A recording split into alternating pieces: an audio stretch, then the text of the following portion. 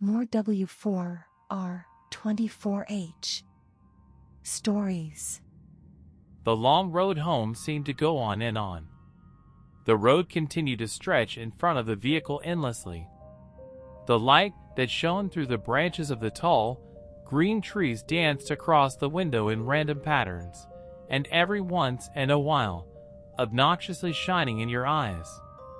The surroundings were full of deep green trees, forming a forest around the road. The only sound was the sound of the car's engine as it traveled down the path. It was peaceful and left a serene feeling. Although the ride seemed like a nice one, it lacked every form of nice from its two passengers. The middle-aged woman behind the steering wheel had neat short brown hair that fit her complexion quite well. She wore a green V-neck t-shirt and a pair of blue jeans. Diamond stud earrings decorated each of her ears, which partially showed from behind her haircut. She had deep green eyes, which her shirt brought out, and the lighting seemed to make them more noticeable. There wasn't anything significant about her appearance.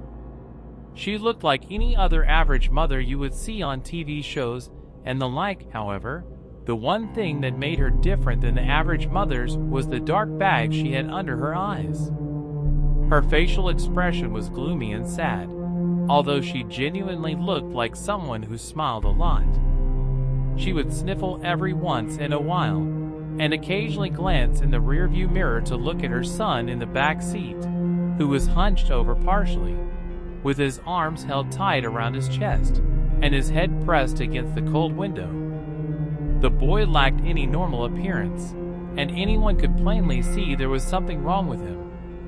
His messy brown hair went every which way, and the luminescent lighting brought out his pale, almost gray skin. His eyes were dark, unlike his mother's, and he wore a white t-shirt and scrub pants that had been provided for him by the hospital. The clothes he had worn before were so shredded and bloodstained that they weren't wearable anymore. The right side of his face bared a few cuts along with a split eyebrow. His right arm was bandaged all the way to the shoulder, which had been shredded when his right side hit the shattered glass. His injuries appeared to be painful, when in reality, he couldn't feel anything. This was just one of the glories of being him.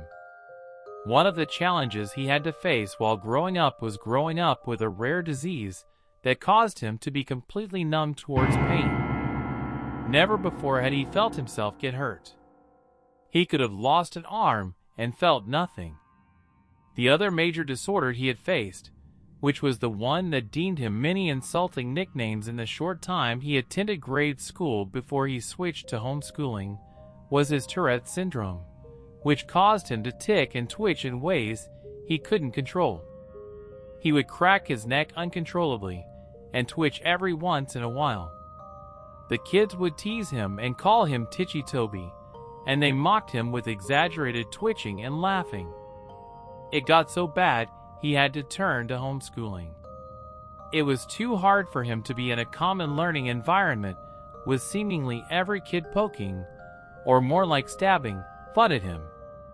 Toby stared blankly out the window, his face empty of any emotion, and every few minutes his shoulder, arm, or foot would twitch. Every bump that the car tires hit would make his stomach turn.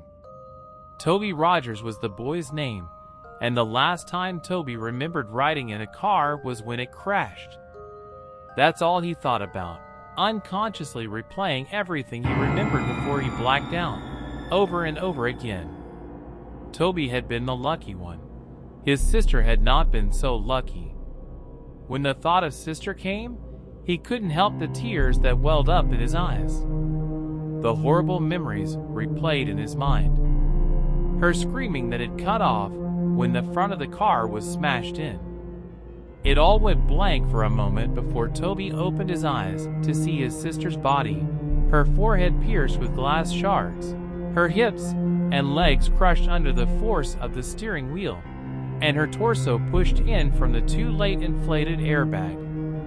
That was the last thing he had seen of his dear older sister. The road home continued on for what seemed like forever. It took so long to get home because his mom wanted to avoid the sight of the crash. When the surroundings gave way to a familiar neighborhood, they were both more than ready to get out of the car and step back into their own home. It was an older neighborhood with quaint little houses all next to each other. The car drove in front of a blue house with white window panes. They both quickly noticed the old vehicle that was parked in front of the house and the familiar figure that stood in the driveway. Toby felt automatic anger and frustration take over him at the sight of his father. His father who wasn't there. His mother pulled the car up in the driveway beside him before turning off the engine and preparing to step out and face her husband. "Why is he here?" Toby said quietly as he looked back at his mother, who reached to open the car door. "He's your father, Toby. He's here because he wants to see you." His mother responded in a monotone voice, trying to sound less shaky. "Yet couldn't drive up to the hospital to see Lyra before she died." Toby narrowed his eyes out the window. "He was drunk that night, honey. He couldn't drive dash." "Yeah, when is he not?" Toby pushed the door open before his mother and stumbled out onto the driveway, where he met his father's gaze before looking down at his feet with a stern expression. His mother stepped out behind him and met her husband's eyes before walking around the car. His father opened up his arms, expecting a hug from his wife, but she walked past him and put her arm around Toby's shoulder and started leading him inside. "Connie," her husband began in a raspy voice. "What no welcome home hug, huh?" She ignored her husband's obnoxious words and walked past him with her son under her arm. "Hey, he's 16, he can walk by himself." His father began to follow them in. "He's 17. Connie glared back at him before opening the door to the house and stepping inside. "Toby, why don't we get you in your room to rest, okay? I'll come get you when dinner is ready, Dash." "No, I'm 16. I can walk by myself," Toby said sarcastically and glared back at his father before stumbling up the small staircase and turning into his room, where he slammed the door violently. His little room didn't have much in it, just a small bed, a dresser, a window, and his walls had a few picture frames of his family, back when they were a family. Before his father became an alcoholic and acted violently toward the rest of his family. Toby remembered when he was arguing with his mom, and he grabbed her by the hair and shoved her to the floor. And when Lyra had tried to break it up, he pushed her and she hit her back on the corner of the kitchen counter. Toby could never forgive him for what he did to his mother and sister. Never. Toby didn't care how much his father beat him down. He couldn't feel it anyway. What he did care about was how he intentionally hurt the only two people he cared about. And when he was waiting in the hospital where his sister took her last breaths, the only one who didn't rush there was his dad. Toby stood by the window and looked out at the street. He could have sworn he saw something out of the corner of his eye, but quickly blamed it on the meds he was on. When dinner time had come and his mother called up to him, Toby came down the stairs and hesitantly sat down at the table across from his father, and in between his mother and an empty chair. It was quiet as his parents picked at their food, but Toby refused to eat. Instead, he just watched his dad with a blank stare. His mother caught on to his staring and elbowed him slightly. Toby looked over at her slightly, and then down at his uneaten food, which he still didn't touch. Toby laid in B. He pulled his covers over his head and stared at the window. He was tired, but there was no way he would fall asleep. He couldn't. There was too much to think about. He had been debating on whether or not to follow his mother's directions and forgive his father, or continue holding a grudge with his boiling hatred. He heard his door creak open, and his mother padded into the room and sat on the bed next to him. She reached over and rubbed his back, which had been turned to her. "I know it's hard, Toby, trust me. I understand, but I promise you it will get better," she said softly. "When is he going to leave?" Toby said with an innocent tone in his shaky voice. Connie let her gaze fall down to her feet. "I don't know, honey. He's staying as far as I know," she replied. Toby didn't respond. He just continued to look forward at the wall, holding his damaged arm near his chest. After a few minutes of silence, his mother sighed before she leaned in to kiss his cheek and stood up to walk out of the room. "Good night," she said as she closed the door. The hours passed slowly, and Toby couldn't quit tossing and turning. Every time he let his imagination take over, he heard the screeching of tires, the screaming of his sister, and he would uncontrollably jerk in bed. He threw off his cover, and lying on his back, he pulled his pillow over his face and cried into it. He could hear his own pitiful weeping. He would have been screaming and crying if he didn't press his pillow over his face. After a few seconds, he threw the pillow off his face and sat up, hunched over, holding his head and breathing roughly, tears streaming from his eyes. He couldn't help but cry. He tried to keep it in, but he couldn't stop the whining and whimpering as he sat there shaking. He inhaled before he stood up and walked around his bed to the window and peered out, taking deep breaths trying to calm down. He rubbed his eyes and looked out at the group of tall pine trees across the street. He stopped suddenly, and his gaze slowly centered on something standing under the street light. He heard ringing in his ears and couldn't look away. The figure stood beside the streetlight, about 2 feet shorter than it did, long arms draped at its sides as it stared up at him with non-existing eyes. The figure had no facial features to speak of. No eyes, no mouth, no nose, yet it held Toby's hypnotized stare, seemingly peering into his very being. The ringing in his ears grew louder and louder each second he stared before suddenly it all went black. The next morning Toby woke in his bed. He felt different.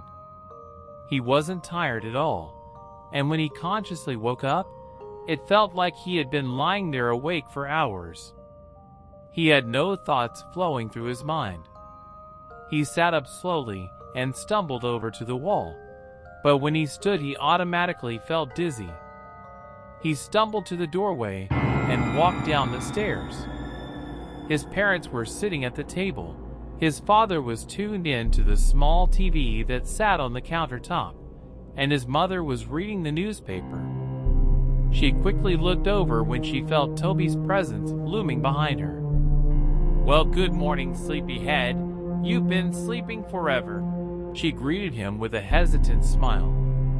Toby slowly looked over at the clock and noticed that it was 12:30 p.m. "I made you breakfast, but it got cold.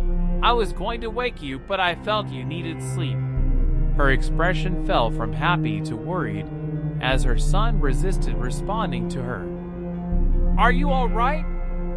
Toby stumbled over and sat by his father. He felt as if he was on idle and had no control over his actions. He was seeing everything he did, but it didn't register in his brain properly.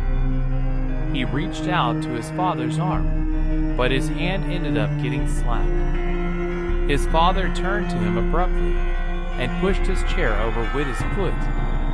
"Don't touch me, boy," he yelled. His mother stood up. "All right, know that off. That is the last thing we need." The days went by, and things continued on as they were. Connie spent most of her time cleaning the house, and her rude husband spent most of his time ordering her around. It was just like how it used to be before the crash. Toby never really left his room. He would sit by his bed and tremble. His mind would wander, but his thoughts changed too fast to be remembered. He would pace around his small room like a caged animal or stare out the window. The unhealthy cycle continued. Connie continued to be pushed around by her husband, being way too submissive to him, and Toby remained in his room. Before he could think twice, he would begin to chew on his hands, tearing the flesh from his fingers. He would gnaw his hands until they bled. When his mother walked in on him while he was doing so, she reacted horribly. She rushed him downstairs and grabbed the first aid kit, wrapping his hands in bandages. Afterward, she demanded that he wouldn't leave her side again. Toby isolated himself so much that he grew to hate being around others. His memory grew glitchy as well. He'd start missing memory of minutes, hours, days, and so on. He would begin talking nonsense about things completely unrelated to the conversations he would have. He'd go off about seeing things, sharks in the sink as he washed the dishes, hearing crickets in his pillows, and seeing ghosts outside his bedroom window. His mother grew so anxious about his mental health that she decided it would be good for him to talk to a professional about what he was feeling. Connie walked Toby into the building, holding his hand and guiding him in. She walked him up to the front desk and began talking to the lady who sat behind it. "Mrs. Rogers?" the lady asked. "Yes, that's me." Connie nodded. "We're here to see Dr. Oliver. I'm here with Toby Rogers." "Yes, right this way." The lady stood and led them down a long hallway. Toby looked at the framed artwork down the halls and tuned in to the sound of the lady's high heels on the hardwood floor. She opened the door to a room with a table and 2 chairs. "If we can get him to sit in here for a few minutes, I'll get the doctor." She smiled and held the door open. Toby stumbled into the room and sat down at the table.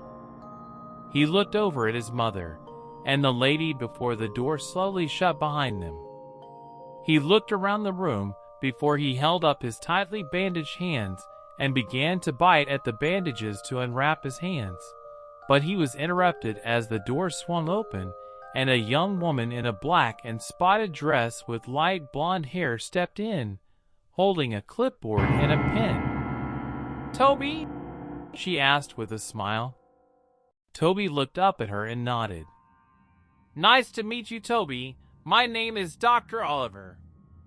She put her hand out for him to shake but hesitantly pulled away when she noticed his bandaged hands. "Oh!" She smiled nervously before clearing her throat and sitting in the chair across the table from him. "So I'm going to ask you a few questions. Try to answer them as honestly as possible, okay?" She placed her clipboard down on the table. Toby nodded slowly and held his restrained hands in his lap. "How old are you, Toby?" 17, he responded quietly. She wrote that down on the paper that was clipped to the clipboard. "What is your full name?" "Toby Aaron Rogers." "When is your birthday?" "April 28th. "Who is your immediate family?" Toby paused for a minute before answering her question. "My mom, my dad, and..." He stopped. "And my sister?" "I heard about your sister, dear. I'm really sorry." Her expression faded into a sad, pity-filled look. Toby nodded. "Do you remember anything from the crash, Toby?" Toby looked away from her. His mind went blank for a moment. He looked down at his lap, and in the surrounding area, he heard a faint ringing sound. His eyes widened, and he froze in place. "Toby?" the counselor asked.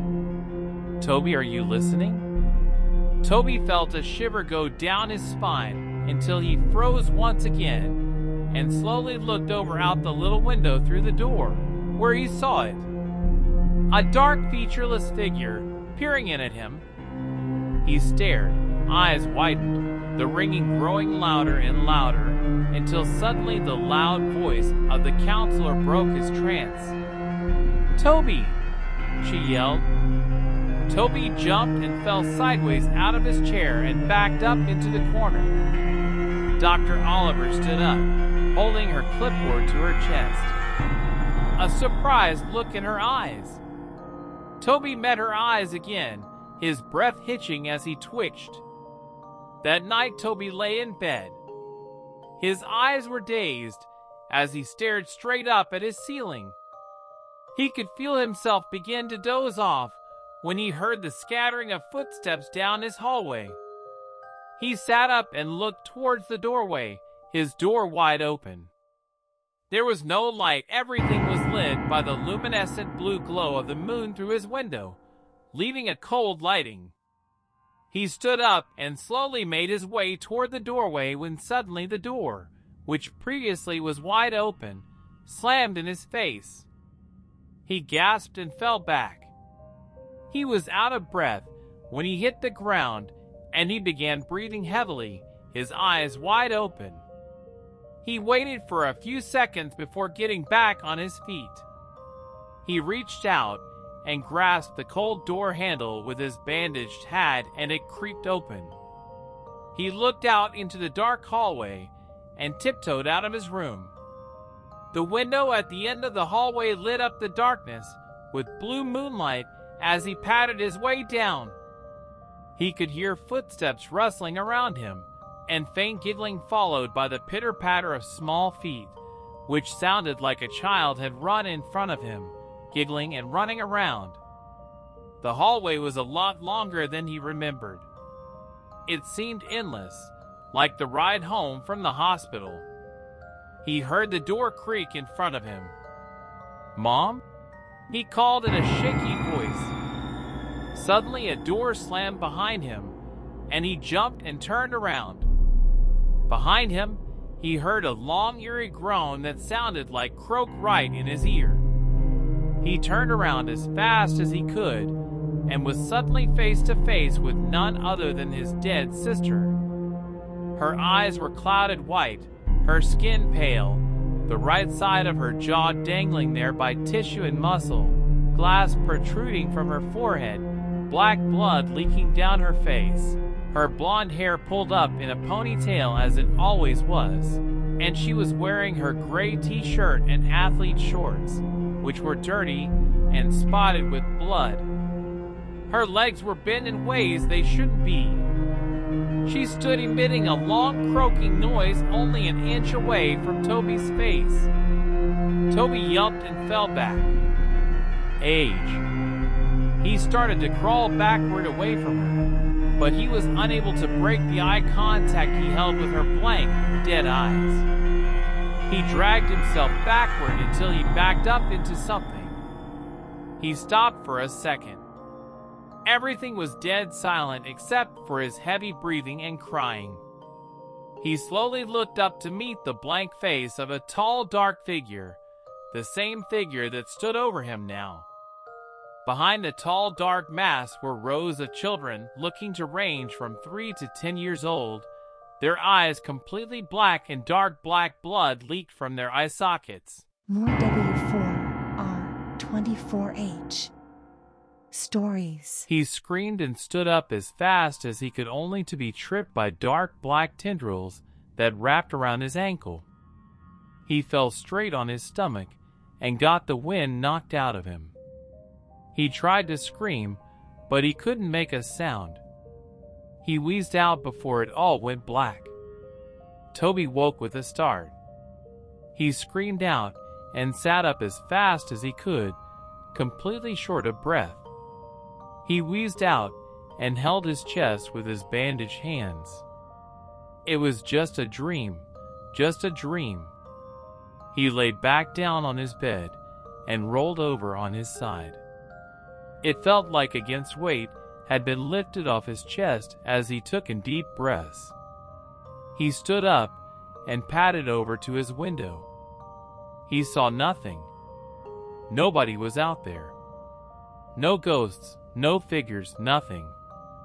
He heard the rustling and coughing of his father outside the doorway. His door was closed. He walked over and opened it. Looking out into the hallway once again, he padded down the hallway and into the kitchen, where he found his dad standing and having a smoke in their living room. Toby waited for a second and watched him from around the corner before a burning feeling started deep in his chest. Deep boiling anger overtook him. He heard the little imaginary voices in his head. "Do it, do it, do it," they chanted. He turned away and held his arms. He felt like he actually had control over himself, unlike he did for the past few weeks since he got home from the hospital.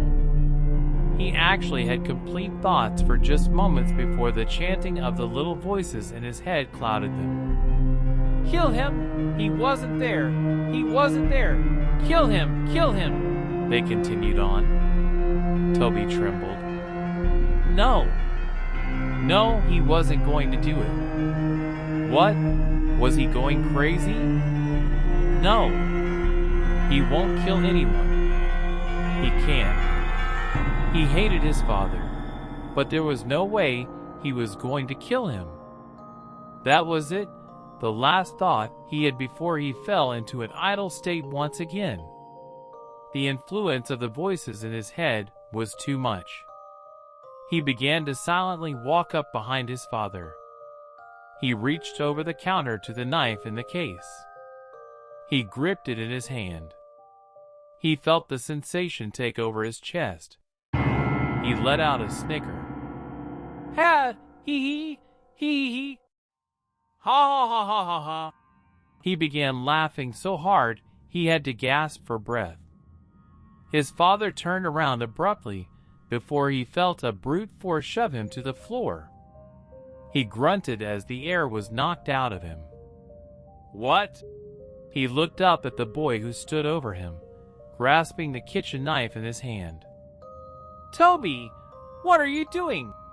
He went to sit up and put his arms out in front of him in self-defense, but before he knew it, Toby was on top of him. He went to grab his neck, but his father reached out and blocked his hand by grabbing onto his wrist. "Stop! Get off of me, you little fucker!" he yelled, and with his other hand, he threw an off-center punch towards Toby's shoulder, but he didn't stop. The look in Toby's eyes was not sane. It looked as if a demon had taken control of him. He yelled back and went to stab the knife into his father's chest, but his father blocked him and grabbed onto his wrist once again. He would shove him back, but Toby kicked his feet out in front of him and landed a hard blow straight to his father's face.